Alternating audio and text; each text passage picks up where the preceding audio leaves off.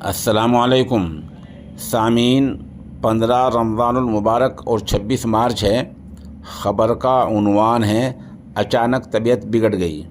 ان میں ایک U P کی باندہ جیل میں ہیں مختار انصاری اور دوسرے مولانا توقیر رضا خان، وہ بھی باہر ہیں، لیکن انہیں بھی کل 27 مارچ میں عدالت میں پیش ہونا ہے۔ دونوں کی طبیعت بگڑ گئی ہے۔ پہلے مختار انصاری صاحب کی خبر سنائی دیتے ہیں۔ یو پی کی باندہ جیل میں بند مختار انصاری کی طبیعت اچانک بگڑی ہے۔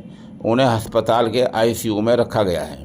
ان کے بھائی افضال انصاری کا کہنا ہے کہ ان کے بھائی کے قتل کی سازش رچی جا رہی ہے۔ اسپتال سے جاری بلیٹن میں کہا گیا ہے کہ ان کے پیٹ میں درد ہے۔ بتایا جاتا ہے کہ انہیں رات میں ہی اسپتال لایا گیا ہے۔ دوسری طرف اتحاد ملت کونسل کے صدر مولانا توقیر رضا خان بھی اسپتال میں داخل ہیں، حالانکہ انہیں کل 27 مارچ کو 2010 کے ایک معاملے میں عدالت میں پیش ہونا ہے۔